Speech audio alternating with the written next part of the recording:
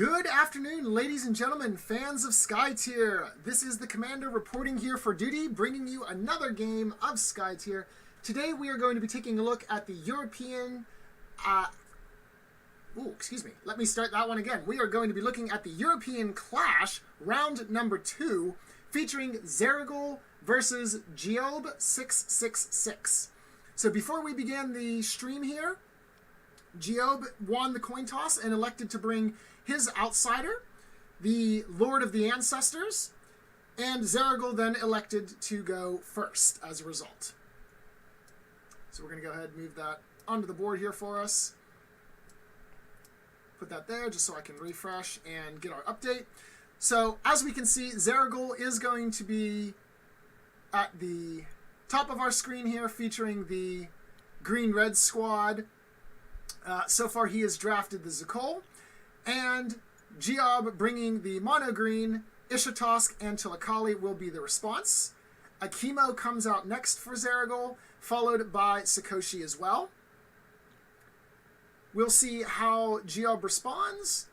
As we take a look at our objectives, we do have a lot of kill objectives. We have Onslaught, and everyone's personal favorite, Hunting for Power. Defeating the outsider, which means that ultimately that's the one that's going to probably be the most in our player's mind. And finally, we do have Tactician available for control leads if necessary.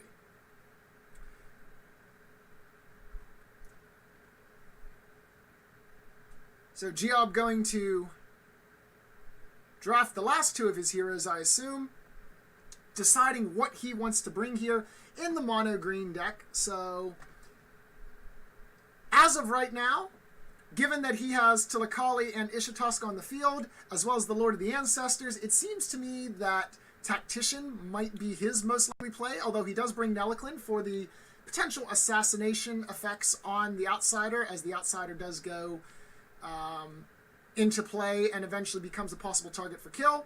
Meanwhile, Zaraghul finishes that off with the Hokusai.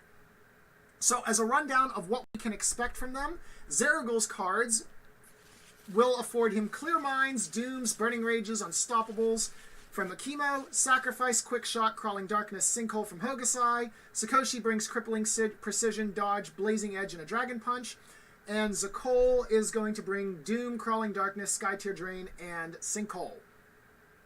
Looking on the other end for Giobbe, we see from Ishatosk, Nourish, Sacrifice, Crawling Darknesses. Nelliklin brings Gathering Storm, Overflow, Twister of Souls, Rampant Hatreds, nothing terribly unsurprising there. Tilakali brings Nourish, Stone Barricades, Presence, and Chasms. And Zaraghul, I believe, was his final one? No, Kotlik was his final one, excuse me. Kotlik brings Granite Skins, Impervious, Strength, Stone Barricade, and Sinkhole as well. So overall, looking to see a pretty control-favored game, I think, from him. And we'll see how Zaraghul responds with a definitely more aggressive setup with the Akimo and Sakoshi on the field. Definitely going to be looking to clean out people for the Onslaught, or potentially just the outsider itself. The outsider, Lord of the Ancestors, does have 19 hit points, 1 armor. So a little bit more durable than what Zaraghul's choice of Scourge of Puido to the table with 18 hit points and 0 armor.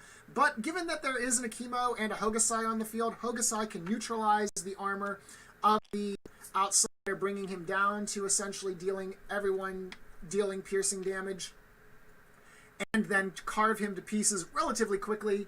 As we mentioned, there are the Burning Rages to apply the Frenzy to Akimo, allowing potentially a very high amount of damage in turn 2 or turn 3. So Giobbe will need to consider that very carefully as he plays for the control of the game. So with Zaraghul going first here, I think that in the early situations you probably want to make a more... Well, let's just see what he does here. Instead of making a prediction, I'll just see what he does and then discuss what the plan is from there. So we are going to activate Zaraghul first. Interestingly enough, Zaraghul is normally picked to go 2nd, 3rd, or 4th on this map, as the ability to use Zaraghul's passive, the Shove, whenever Zaraghul attacks someone and he is in line of sight of a pillar, you can shove them 1 hex, move them away. is useful for knocking somebody that's on the perimeter of a control zone into a different control zone, which is why we see him activated a little bit later.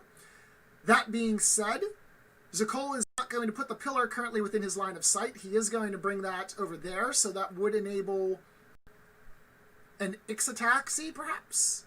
Oh, no, I'm sorry, he didn't bring Ixatask. That was Giobbe. So with that pillar there, I have to assume that he's going for Zaraghul's passive ability, which is the worship portion of his ability, which the collapsing pillar allows you to damage minions that are adjacent to destroyed pillars. He has also gone for the lead action in the dome, giving him what we presume to be 4 points, as that was a lead from the hand. Asserting early dominance in the dome.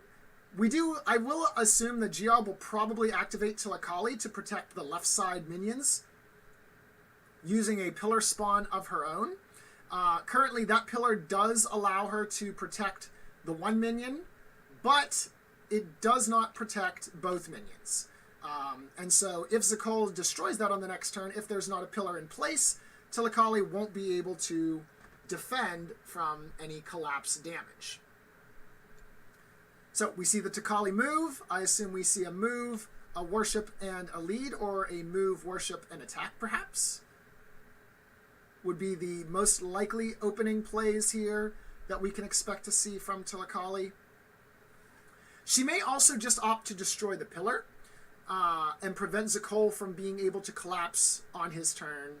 So we see the worship action, looks good there, summoning the token. I assume that will go 2 to the left of Tilakali, or above there as well. That seems a little bit less safe, as although that does protect the minions, it is a little bit easier for Zaraghul to go ahead and target. So I would expect to see it place 2 to the left of Tilakali, right above the singular cover hex, to maximize its efficiency.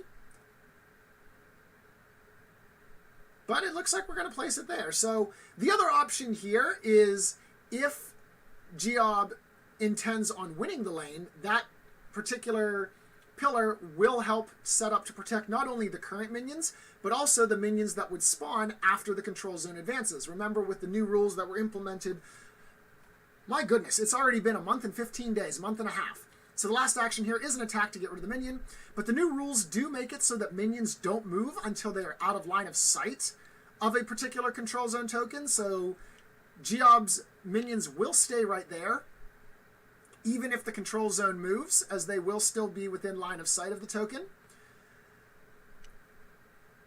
So we'll now see how Zaraghul goes in response. So Tilakali is in a cover hex and not overly exposed. We may see Hokusai make an advance towards lane 3, potentially mark her, do some light damage using his Purifying Flame Worship ability to start reducing her HP, making it a little bit less palatable for her to defend the minions if a chemo were to go for an attack on one of them. As I mentioned, Zaraghul does not have any strength over pain, so we will not see a turn 1 frenzy unless he chooses to pop the flux. So we do see Sakoshi activating now. Sakoshi going to worship and mark Tilakali. So Sakoshi is now going to be taking advantage of the new rules where you do not need to be within line of sight to mark. And now, because Tilakali has been marked, Sakoshi does have line of sight of her. So with this attack now, even though she's in the cover hex, she is vulnerable to attack. This will be 3 plus a double flip here. Sakoshi is going to also bring on the Clear Mind in response to that, boosting his attack by 1. So this is actually going to be a 4 plus on the flip. No response there, so we see the Burning Rage and the Blazing Edge. So 5 damage total, less 1 armor from Tilakali, means that she goes down to 12 hit points. Now, because she is marked, if Hokusai moves within line of sight of her, she'll lose her armor points, and Akimo also gains bonus 1 attack damage against her, which means that a move skirmish could potentially mean that Tilakali dies if there is a Burning Rage in Zaraghul's hand with no response. Akimo certainly could bring her down with the move through the dome, skirmish on top of the pillar, and then a frenzied attack. That would be enough damage with some reasonably decent flips. and that will be the end of that. So we see Giobbe going to have to worship with the Ishatosk is activating, so we're going to worship inside the dome. We're going to destroy that pillar over there. That has just been pinged, so that also might be why he has put that up there, because we're now going to do the Ixataxi. Did not consider this as a opening play, but this makes perfectly good sense as well, because Sakoshi is very, very squishy. And now Sakoshi has Kotlik staring right at him. So Ishatosk will go ahead and clean up the other minion, destroying that, and that gives Giobbe currently a 5-1 control zone lead. Also, there's a Kotlik in the area now. Okay, so we now have a 5+ lead, so potentially an 8. Now, of course, this won't do anything on turn 1 due to the fact that the control zone is outside of vision of the tower. It's not within 3, but this definitely sets up for the control zone pressing right up against Zaraghul's tower at the start of round 2. Of course, invasion isn't one of our objectives, so Zaraghul might not be terribly concerned about this immediately, that is, but we'll see how that forces any pressure response later down the line. Meanwhile, we are going to activate a chemo. If you're going to kill Tilakali, this is what you want to do. You want to move through the dome, you want to skirmish so that you're adjacent to her, and then you want to proceed to pummel her into oblivion with a double attack, and that looks exactly what we're about to happen here. There's the move. I assume the skirmish then will finish right on top of the pillar. There does not seem to be any response here, so now we're going to flip 0+ against her. She has an armor, so that'll be 1 point, bringing her down to 11. And so now I presume the final action is going to be an attack action. There's the attack, so this is going to be 5 plus the double flip. She is marked, so Akimo gets +1 attack against her. Still no response, it looks like. So this is going to hurt. +1, all right, so that's going to be a total of 6, -1 armor, as Hokusai is not within line of sight. Brings her down to 6. Does Zaraghul pop the flux and go for an attempt to kill?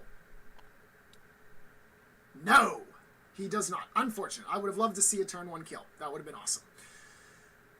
So with that being said, we still do have Nelaklin left to activate, as well as Kotlik for Giobbe. So Nelaklin, most likely, I assume, will be the hero to activate here, as you have a wide open target with Akimo. Nelaklin can choose to either influence the lane or proceed to start attacking Akimo. Kotlik is already kind of in position where he wants to be, so he could also begin turning around, punching Akimo or Sakoshi. Both are options for him. Ishatosk has already led, so we might see something like an attack, skirmish, and a lead. We are going to activate Kotlik here, so who is he targeting with the attack? It looks like we are targeting Sakoshi. Makes sense. Sakoshi only has 15 hit points as opposed to Akimo's 18. Zaraghul not going to respond in any way for that. So we see the flip here. This will be 3 plus the 1, so that's going to be 14 damage, or excuse me, 4 damage, not 14. That would be a little bit ridiculous. Down to 11 HP there. We are now going to skirmish against him. I assume we're going to go into the dome and then lead in order to force Zaraghul to send another hero, at which point Nelaklin can just go into the dome and draw. +2 on the flip there means Sakoshi comes down to 9. Kotlik skirmishes into the dome, and then finally, I assume the lead comes out. There it is. All right, and a lead from the hand as well. Very good. So now the final activation for Zaraghul will be that Hokusai play. In this situation, Hokusai has a couple different options. I assume that we will probably see him try to melt the armor of either Kotlik or Ishatosk. He may also potentially go and skirmish into the dome, move into the dome, whichever the case may be. Well, you could move into the dome, mark Tilakali just to do some extra burn damage to her, and then skirmish against Kotlik as a possible play. You could also mark Kotlik so that you smelt his armor and then skirmish out into lane number 1, but that of course means Nelaklin walks into the dome and gets lane 3. So let's see what he chooses to do here with Hokusai. There are no quick shots as far as I can see, so Hokusai is not going to deal any minion damage unless he goes and directly attacks them. Zaraghul pointing towards those cover hexes, looking like he might contest lane number 2 and then force Nelliclin to either defend the lane or win the dome, one or the other. The dome does have Lord of Ancestors, not a particularly offensive outsider, much more known for being a utility outsider. So Zaraghul might actually just want to give up the dome, bring the outsider onto the field, and then proceed to start pummeling it with his heroes. We'll see what his particular response is for that play.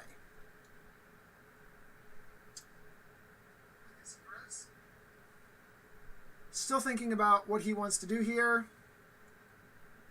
Looks like we're going to go for the move action, so this should dictate what he's going to do based on where Zaraghul deposits his Hokusai after this move.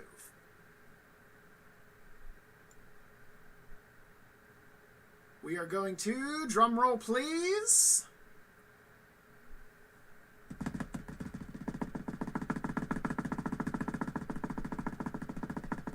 Come on, Zaraghul, I can't keep this up much longer. Where are we going? Show me movement. Hey, there we go. All right, so we are going to defend lane 2, it looks like. Interesting. So in that position, we're not actually able to worship anyone. So are we going to skirmish and then attack, or lead and kind of just fizzle the last action? Because in either direction here, we're not going to be able to do a whole lot. So Hokusai has gone for the move action. Nope, we're going to undo it. All right, we're going to withdraw that movement. Let's try this plan again. We're going to move into the dome. All right, so this makes a little bit more sense now if you want to move, worship, and then skirmish. Or if you want to skirmish, if you want to skirmish out into the dome lane, or excuse me, skirmish out into the lane or inside the dome against Kotlik. So Kotlik has now been marked. Zaraghul flips +1 damage there, so that's going to be 2 damage to each of them, piercing from the Purifying Flame part of Hokusai's worship action. Now Hokusai gets to decide, does he want to do some additional damage to Kotlik, or are we going to go into the lane?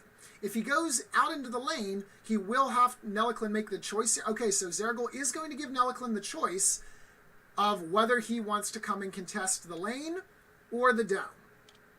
So as of right now, we assume that the dome is tied at 4 points each. Nelliclin can come in there and tip that into the scales of Giobbe, which might just be what Zaraghul wants. Bring the outsider onto the field and then proceed to pummel him. Due to the fact that Frail isn't here, we don't have to worry about any ridiculous nourish or sacrifice shenanigans for a reverse kill, but reactions are still possible in other ways. So it looks like Nelliclin is going to go out here and attack the minion there, and then lead. So interestingly enough, we are not going to see the outsider. We're going to keep the outsider at a neutral, assuming that both players led with 3, and both lanes are going to be pushed against Zaraghul as a result of these plays. Thus, we know that we have 2 points Tactician for Giobbe and 0 for Zaraghul.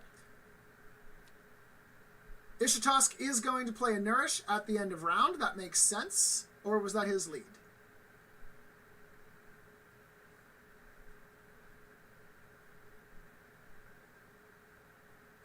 We're going to peek down here real quick. Nope, that's an end of round play. And Akimo is going to respond with the Doom. Very nice. So Ishitosk was looking to protect Tilakali. That's not going to happen. Doom will also draw a card out. We'll go ahead and peek down and see what card it was. It looks like it was Crawling Darkness. So Nourish kind of goes to waste there. No healing for her.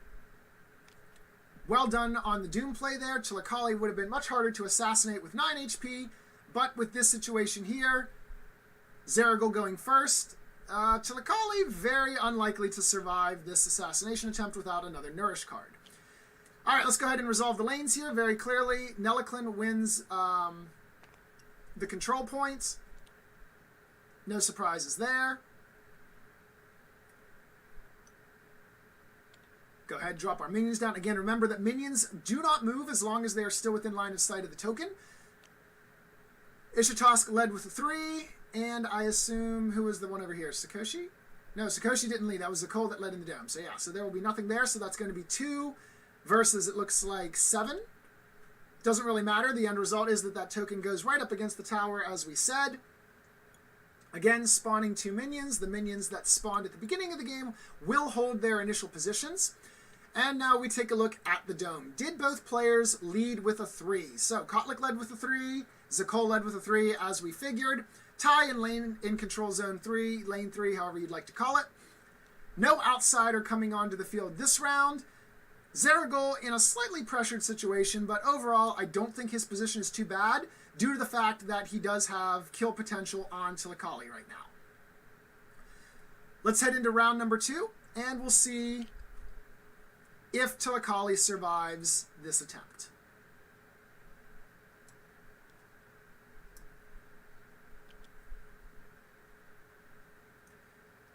If Akimo does not activate first, then my guess is we're not going for the assassination attempt here, because Akimo would have the easiest job of eliminating Tilakali. He gets 5 plus a double flip, so a +2 on the flips would result in dead Tilakali. That being said, he also does need to start worrying about his lanes. Although you can sacrifice kind of the first round because it doesn't matter so much, if you continue to sacrifice them, your towers only have 5 HP, and with the minion lead in control zone number 2, that could cause an almost immediate tower destruction if Zaraghul doesn't respond appropriately. However, there's the +2 on the flip that he needed to see, which means dead Tilakali. Is she not dead?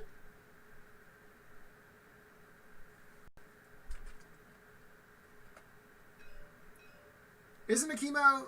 Yeah, there we go. Okay, yeah. Akimo has 5 damage due to the mark. Hold up.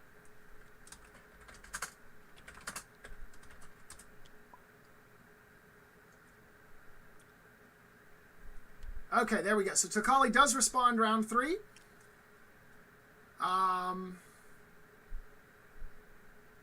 Dead heroes can't lead. They also can't protect minions as well. So this does release a little bit of the pressure in lane number 2.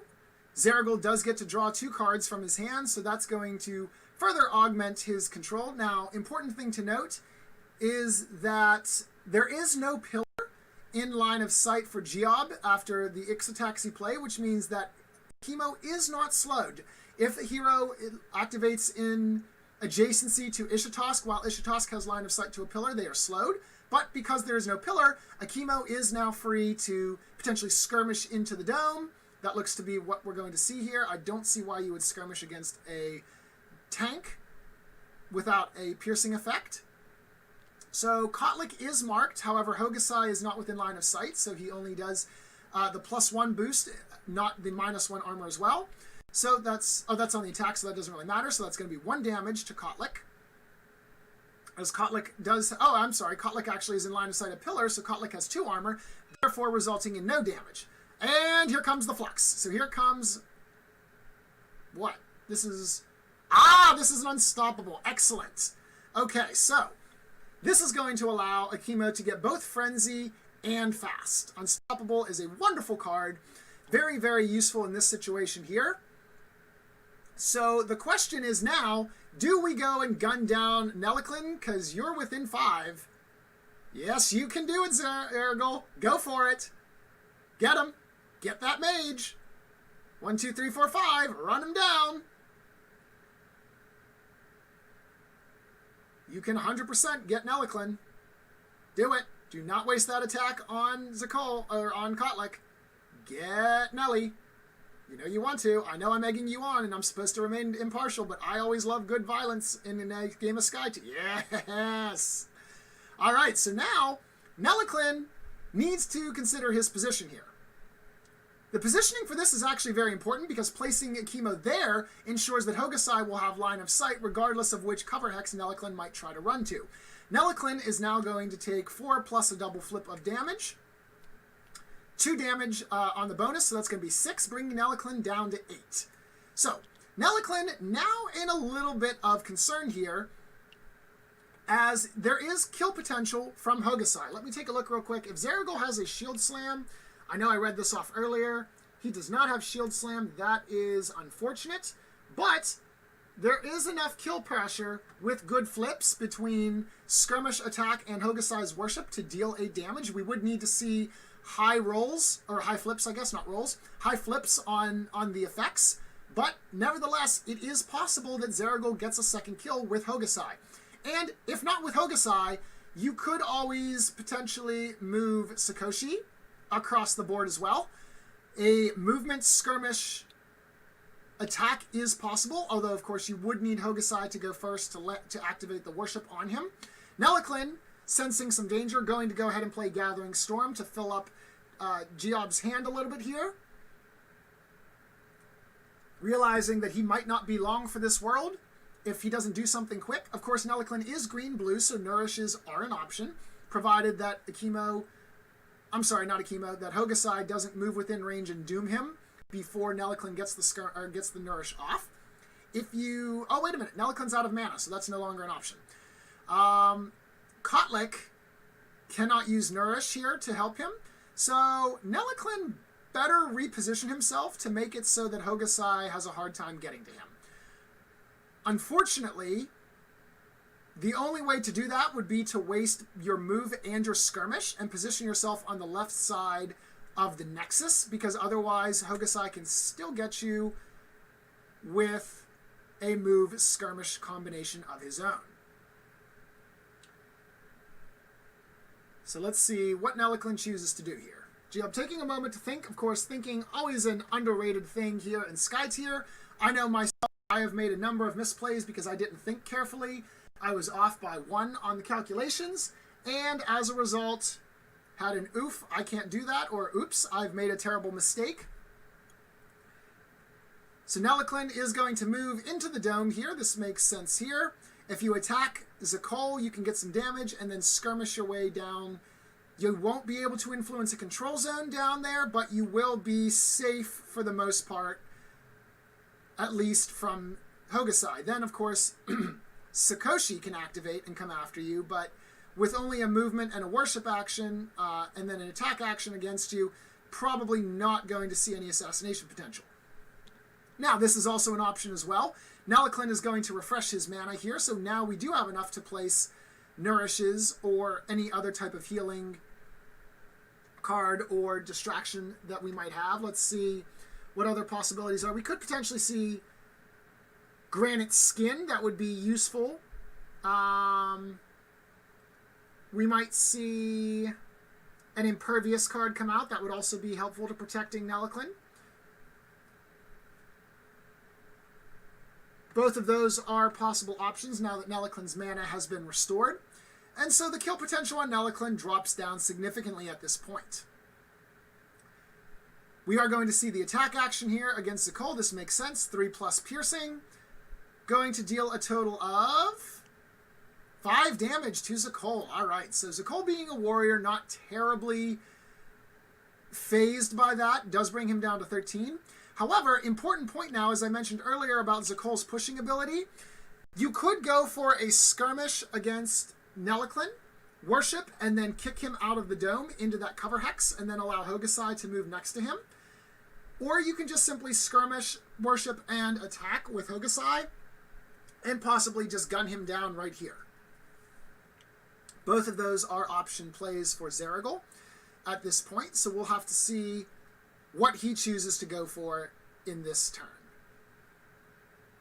Nelaklin has activated as well, so unlike Tilakali, who will be rejoining us next round, Nelaklin will have to stay on the bench until round number 4, if he is to die. So Zaraghul activating Zaraghul here, so it looks like we're going to go for that play here. I think we're going to skirmish. Maybe?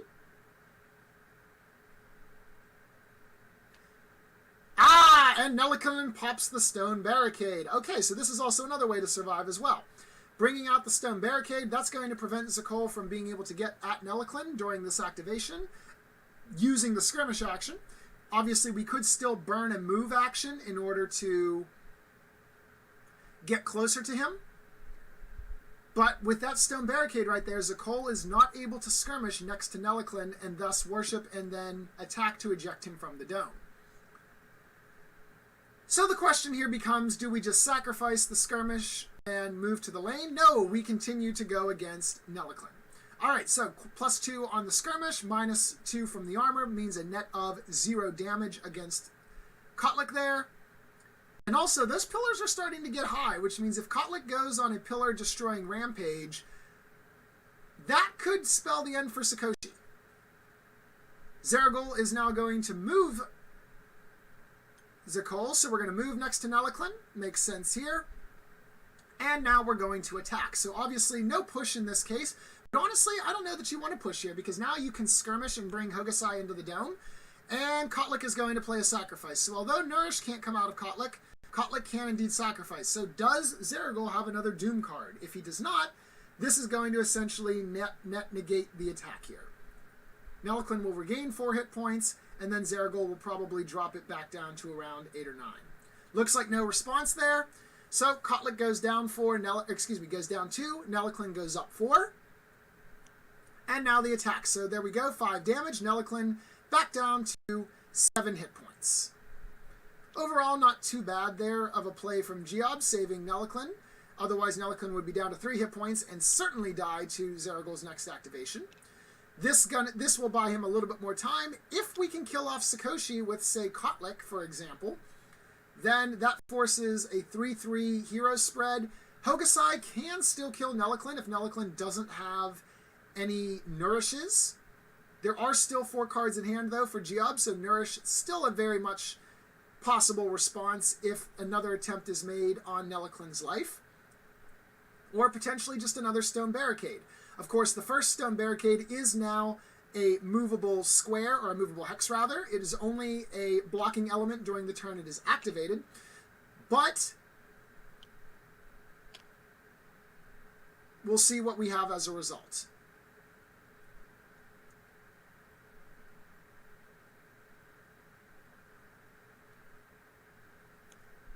Giobbe, okay, going for the tower destruction here. So we're going to play Presence on Ishitask, and then I assume we're going to move up and destroy some minions. In this situation right now, he has a value of 6 on the control zone, plus I assume we're going to see a lead out of Ishitask as well.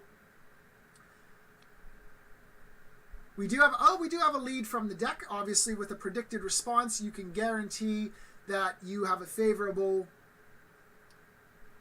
pull from the deck if you so choose. We're now going to skirmish. This makes sense. Skirmish against the minions, or excuse me, skirmish down adjacent to the minions, and then against Sakoshi. And attack a minion.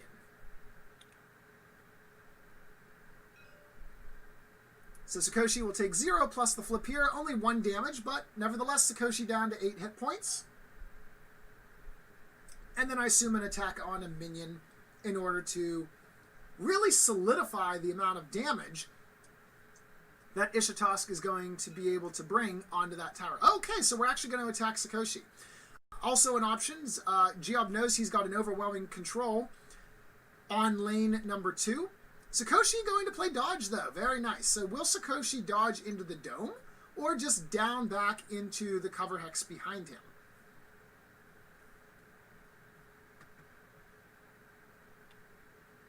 All right, we're going to dodge all the way back there. So still in line of sight of the cover hex, but out of range of Ishitask's attack. So the attack does fizzle there. And the control value is currently 6 plus whatever the presence predicted card is. I assume it will probably be a 2 or a 3 based on coming from the deck. So we can assume a lead value of 8 to 9 for Giobbe versus the 3 of Zaraghul. So in this situation, I think that Zaraghul wants to use Sakoshi to mark Ishitask and then destroy some minions. That looks to be what we're going to do here exactly. We're going to mark Ishitask. Sakoshi's ability, for those of us who haven't seen it before, allows after the marking of the enemy, you can deal 1 plus the flip to an enemy minion who is adjacent to the marked hero.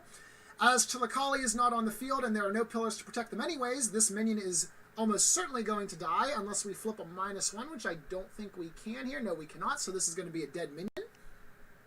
Oh, but you don't want to see the ultimates on the flip. No, that's unfortunate.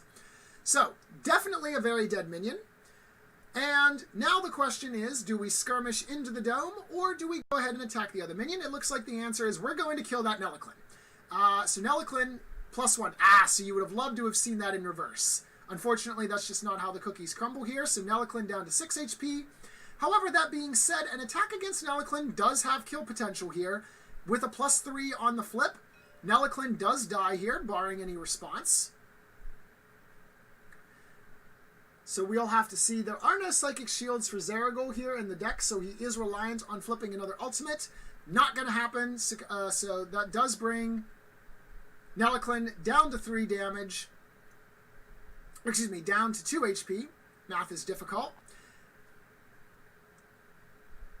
Nevertheless, easy pickings for Hokusai in the final activation. So Kotlik will be the final activation for Giobbe, so even though Zaraghul was the first person, because we got that early kill on Tilakali, that's going to ensure that Zaraghul also gets the final activation. So Zaraghul is going to be able to see where does Kotlik end up, and then how do I influence the lanes from there. So Kotlik is doing something. I'm not sure what, because Zaraghul passed. Okay, there we go. It's the worship action. Very good. So we're going to go and try and kill Sakoshi. I like this play. So we're going to destroy 2 pillars. That's going to give +2 skirmish damage to Kotlik. Kotlik is now going to be able to skirmish and then attack Sakoshi, which means that with good flips, Sakoshi is about to die. Kotlik also plays the Granite Skin to further reinforce that. Granite Skin is going to give him +1 armor. I'm not sure why you didn't play that before you destroyed your pillars, because that would have given you an additional point, but nevertheless, that is still going to give you a total of +3 on your skirmish, so we're currently at +5. So Zaraghul plays Sacrifice. That makes sense. Targeting Sakoshi, we're going to sacrifice 2 HP from Zaraghul, bring Sakoshi up to 12 HP. You absolutely have to do this if you want any chance of Sakoshi surviving, as he is about to take 8 damage +2 flips. So this is going to be a 5+ flip on him. So that's, only a +1 though. So that's going to be 6 damage on the flip, if my math was correct there. Okay. Now this does mean there is kill potential. With an attack and a +3, there is indeed kill potential here.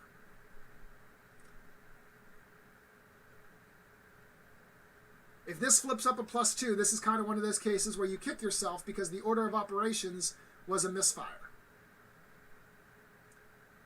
And so, do we see the kill? If it's a +3, it doesn't matter either way.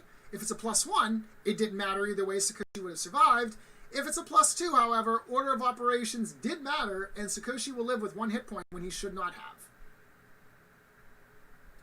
I think we might be discussing that right now. So we're going to lead. We are not going to go for the kill. All right, that makes sense. The problem with this is that, barring another Nourish to save Nelliclin, you just worship, skirmish, and lead and counter that from Zaraghul and win the dome. Although, that being said, even with a Nourish, that might still be enough to kill him. So Zaraghul is going to go for the worship. This makes perfect sense. Worship on Nelliclin, I assume. You better be worshipping on Nelliclin. There's no reason for you to worship on Kotlik at this point. Worship mark going on somebody. And we flip the sinkhole. So Nelliclin actually survives the worship. That is unfortunate for Zaraghul. That means he's going to have to burn additional actions there. That is 1 damage to each of them. 15 down to 14, 2 down to 1. And so now we do have to waste the skirmish effect on Nelliclin. Given that there was severe kill potential, there does not seem to be a response here. Nelliclin is going to die as long as Zaraghul doesn't flip a +0. There's the +1. Nelliclin is dead. That is 2 points onslaught for Zaraghul. Match point there. And he still has 1 action left. At this situation, he can either choose to start laying damage onto Kotlik, or he can make a lead action that would allow him to exceed or potentially match Kotlik's lead from hand. Let's see what the result is. Do we attack or do we lead? Personally, I would like to see a lead because he can use that to bolster the defense of his towers, which are almost certainly about to go under siege here. But with that being said, one more kill does end the game in Zaraghul's favor. So at this point, you might just not care about the towers because Tilakali is going to respawn. You just kind of run all your heroes at her and she dies. It will be turn 3, however, so 1000th Ritual might complicate matters. Tilakali's ultimate could apply a host of disarms and ruin some of Zaraghul's plans there. But given that, also it is possible that we can see Supernova. I don't believe we've seen Totemic Slam from Zaraghul, so ultimates from his team as well could serve to counter anything Tilakali might try with the 1000th Ritual. Zaraghul thinking very carefully, do I want to damage Kotlik or do I want to lead? In this case, because Kotlik is protected by a pillar, he does have +2, which means essentially all your damage is going to be from the flip. Lead is the correct choice, I believe. And as we see that, we are going to see the lead from hand. Most likely in this case then should result in his favor. First of all, the lanes. Lane number 2 will continue to push in Giobbe's favor here. 4-2 means that both of those minions die, but no tower damage, so the tower does survive. The minions will now reposition themselves. It'll be 6-2 in terms of minion control over in that lane. The one minion... Actually, no, I'm sorry. I can't do math correctly. Those minions are still within line of sight of that pillar, or of that control token, so the minions are not going to move. Zaraghul will respawn his minions. 6-2 over in that lane. Over in this lane, if my math is correct, this should be the case where the tower potentially goes boom. So let's see. So that is 7-2. So no, the tower will actually survive. And there are enough minions to keep the tower alive. So 7 points for Zaraghul means that there should be 3 points of tower damage there, as the minions will absorb 2 of them.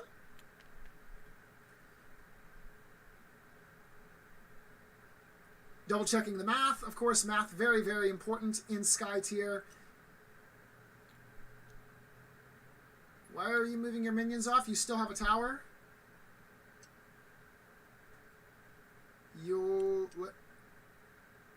Okay, we're just grouping them together. We're using the buddy system. Remember, everyone, the buddy system is very, very important for survival, especially when you are a lonely peasant minion. Buddy system ensures that you can have one of your friends call out for help. It does not help you when there's a giant, terrifying tunnel monster. Oh, right, I forgot to add the presence, so it would be 8-2. Yeah, okay. Forgot to add the presence in there. Math, again, very important. So 8-2 does mean that the tower survives by 1. Zaraghul, you need to respawn minions.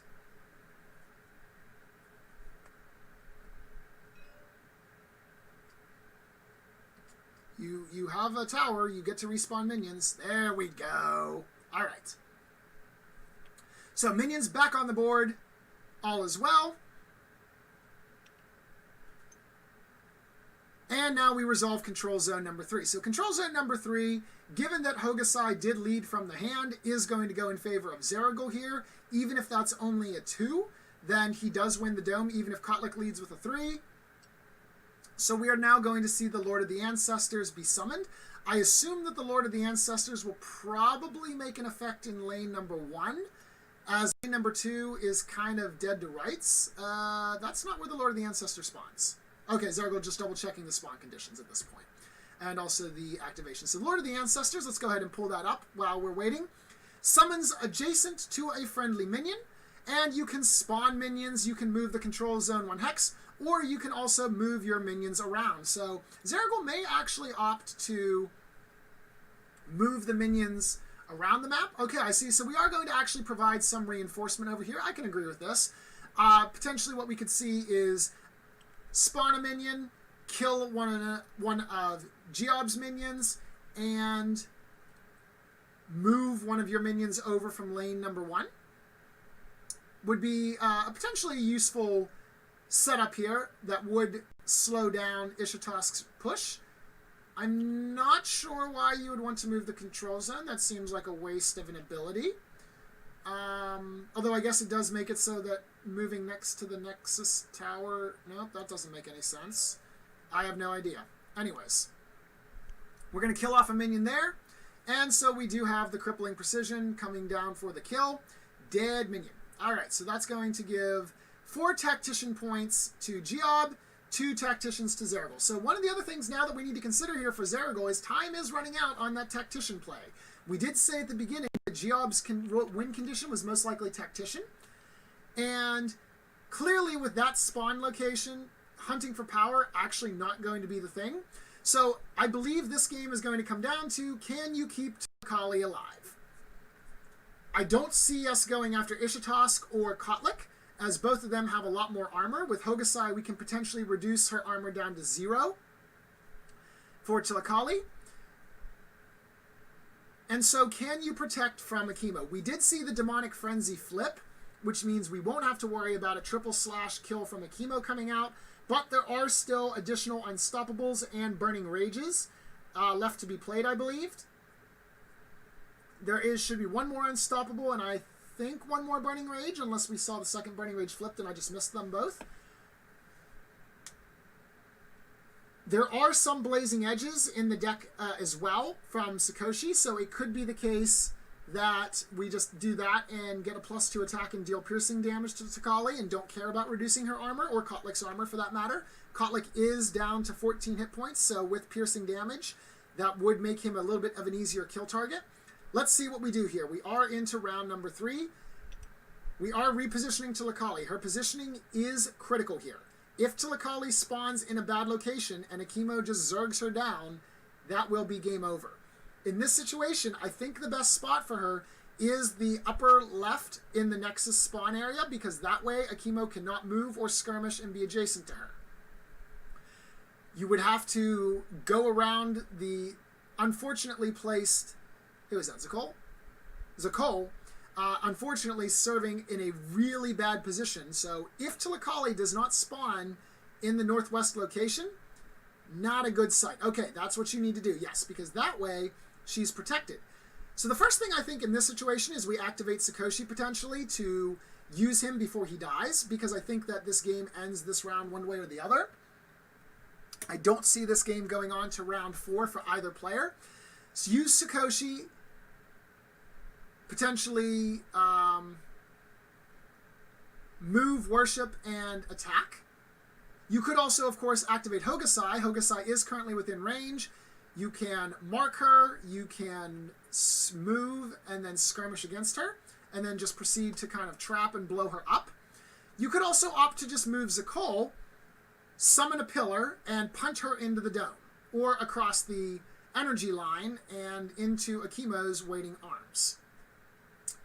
As there is a pillar, actually, that in line of sight for Zaraghul to do that, that actually seems to be the optimal play. I would skirmish with Zaraghul, I would attack with Zaraghul, and then maybe move him back into the dome. Let's see what we do here. Yep, there we go. Zaraghul is going to activate. This makes perfect sense. So Zaraghul and I seem to be of the same line of thinking here. Now, I do believe that a sinkhole is possible to come out here. I do see one sinkhole from Kotlik. I do see 2 more from Zaraghul, who was not drafted this field. So there is one sinkhole, which we've already seen. Crawling Darkness is a possibility. That might be what we need to see in order for Giobbe to save Tilakali from this unfortunate gang up that might be in the works. Stone Barricade, there is an additional one from Tilakali that I think still needs to be used. Also a possibility, so let's see what we have here. So Zaraghul is going to go with the move first. Interesting. I would have used a skirmish because then you would have gotten a free flip against her. But I guess movement might also be useful. Well, no, if you're going to end next to the... Okay, so we do... So did we shuffle the deck, perhaps? I guess we must have shuffled the deck, because there comes Kotlik's Sinkhole, so that's going to trap Zaraghul in the dome. So I must have miscounted the cards. Or we've shuffled the deck and I just haven't noticed that.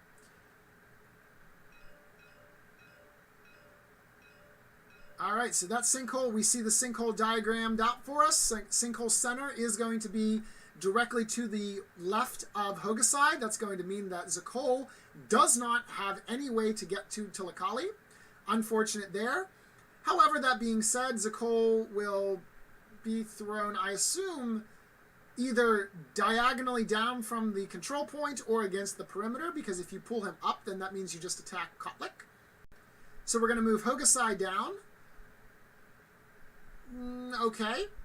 It doesn't really matter, I guess, where you put Hogaside, because Hogaside was always going to be within range 3 of Tilakali, and based on that sinkhole, you cannot move him out of there. So, okay, so we're going to move Kotlik down as well. This makes sense as well, as we're now going to form a huge barricade that makes it so that a chemo can't get there. Get there meaning, of course, to Tilakali. Unless Zaraghul has something of his own here. Let's see. Do we have something that we could... So Zaraghul does have his own sinkhole, which I'm not sure. Maybe I saw that was the sinkhole that I saw earlier as well. We do have another dodge available. So Akimo not having access to his ultimate could... Wait, what?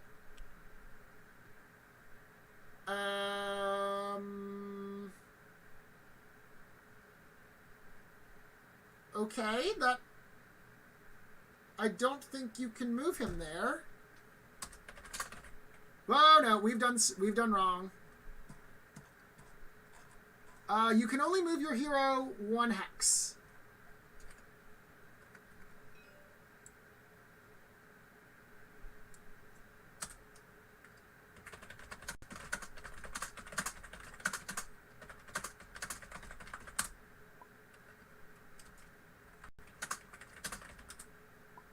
Whoops. All right, so real quick, just as a point, I think that we tried to reposition Zaraghul. From that, let's take this away real fast. I can't see what they're saying, unless something occurred that I misunderstood, which is totally a possibility, which is the case. Okay, so there was a movement that was just simply not put in there as a result. Makes perfect sense. Then as to why Zaraghul ended there, not sure that you want to put him there, as that now forms a perfect barrack. Oh, no, that does make perfect sense, because when you move him there, then now Akimo does have a path to get there. So that actually makes perfect sense. So, we have moved. Now, the question here is, do we attack? Zaraghul does do 3 plus a flip. We could, of course, Totemic Slam in order to send him against the wall. I feel like that would be a bad use of the ultimate, as that would not be adjacent to a pillar.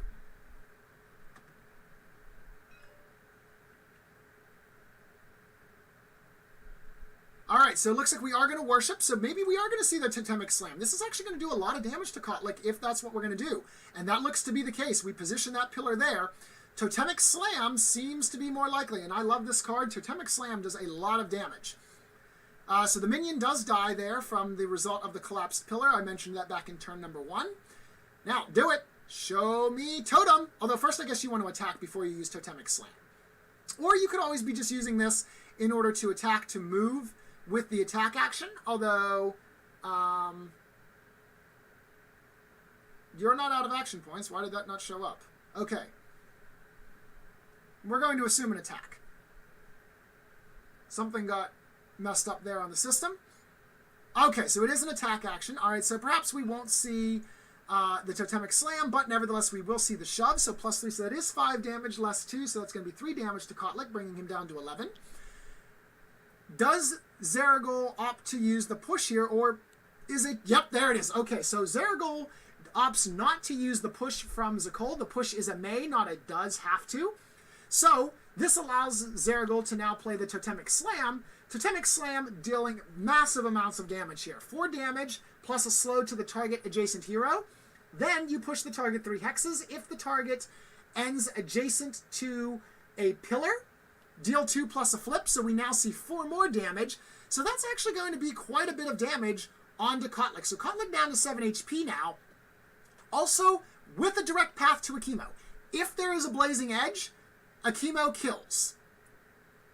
Move, worship, attack can kill the Kotlik. And Kotlik has exhausted all of his mana, which means Tilakali needs to get into the dome to be able to defend with a nourish or a sacrifice. If there's a blazing edge, Zaraghul can win this on the next activation.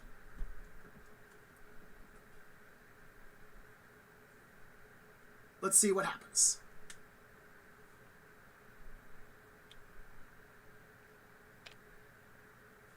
So Tilakali is going to go ahead and activate.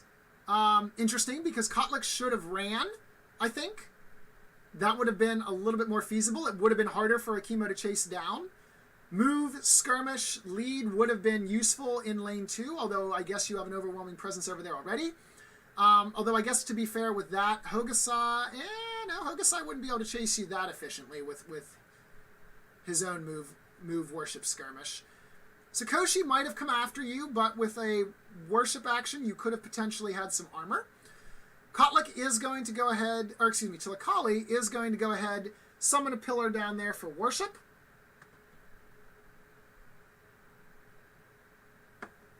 And is going to go for the skirmish. So,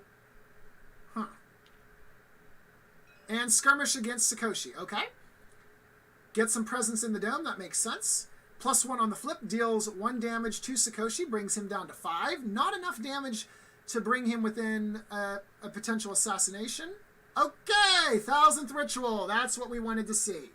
So, 1000th Ritual allows you to apply conditions to everybody within line of sight of Tilakali or line of sight of a pillar. This will be sufficient in order to save from assassination.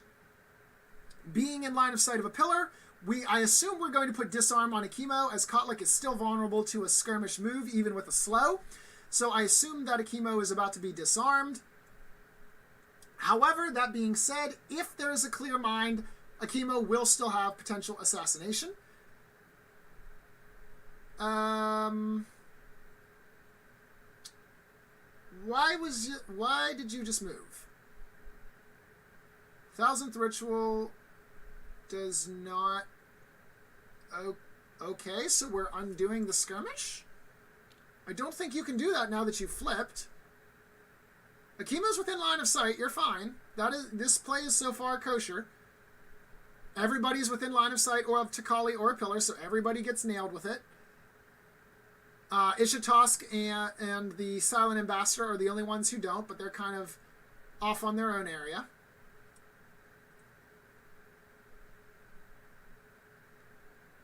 Alright, so let's start dishing out some conditions here. So disarm, going on Akimo, that makes sense. We're going to need clear mind. Sakoshi gets a disarm, that also makes sense. Hokusai, what do you put on Hokusai? It doesn't really matter, I guess. Maybe a disarm as well, just for good measure.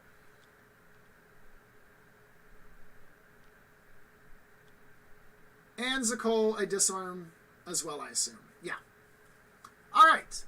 So everybody's disarmed. We're going to have a ceasefire peace treaty of the nature here.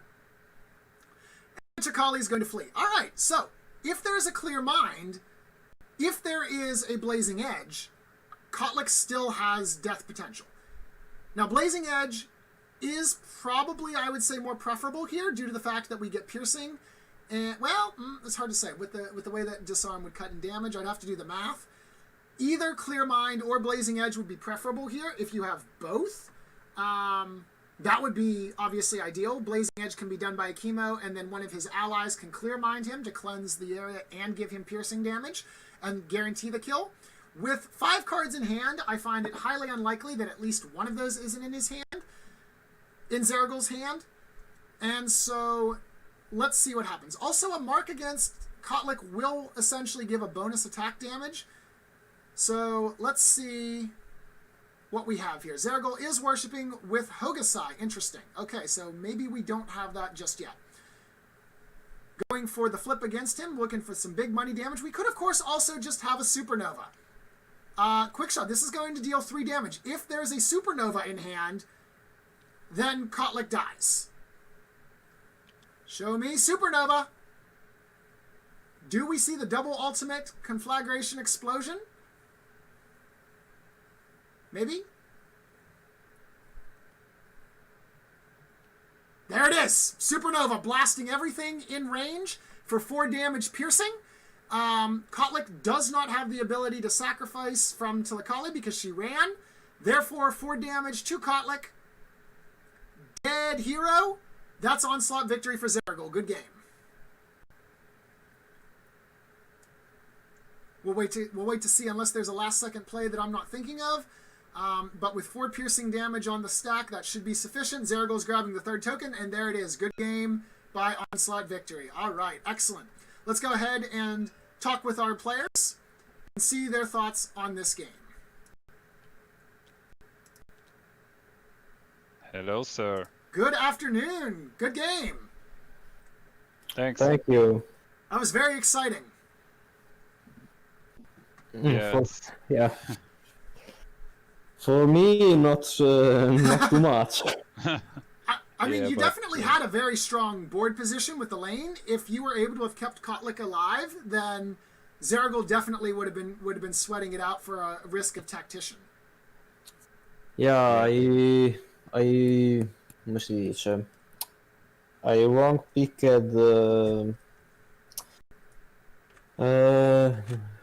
nella clan. I have to took Zaraghul. Yes. Okay. For more control against minions, Right. or on the lane, or in the dome. For more armor, Yeah, that's true. because Lakali is main. Yeah, but I try. I don't win. Stop. If Catholic survive, I will run under Isatosk. I have this respond yeah, Chasm. for just 1 or 2 turn. I don't calculate supernova. Me neither.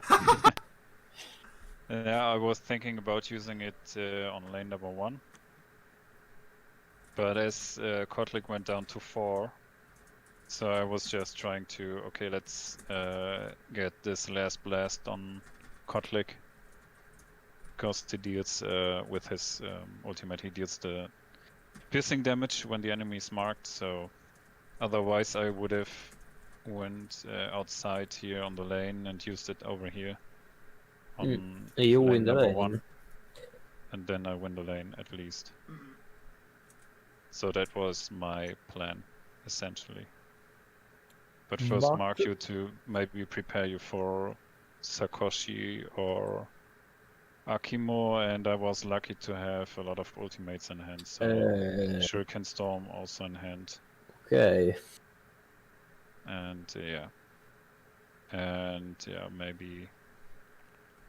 Oh, nice. Okay, yeah, that was one of the things that I discussed on the broadcast while I was trying to figure out your plays. I was like, if he has a clear mind, he can just go ahead and remove Akima's disarm and probably kill with worship skirmish attack.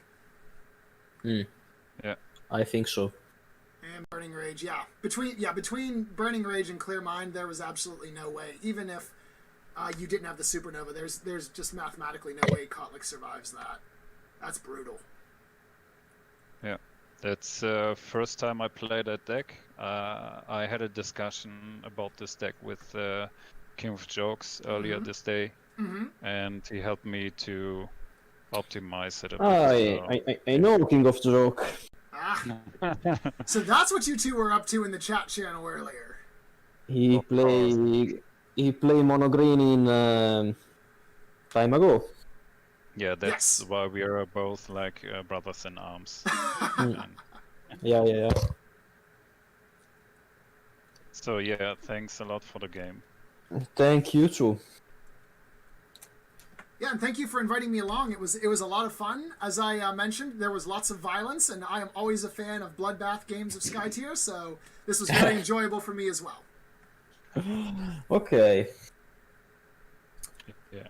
I leave the tablet open so you can do the report. The report, okay. And I go to smoke a cigarette. Okay. Goodbye. Have a nice evening. Have a good evening. Bye-bye. All right, well, I think that'll pretty much wrap it up for us. So thank you very much. Congratulations, Zaraghul. Nice job on the victory here. And we'll see you guys all for the next mission, whenever that may be. Have a good evening. Bye-bye.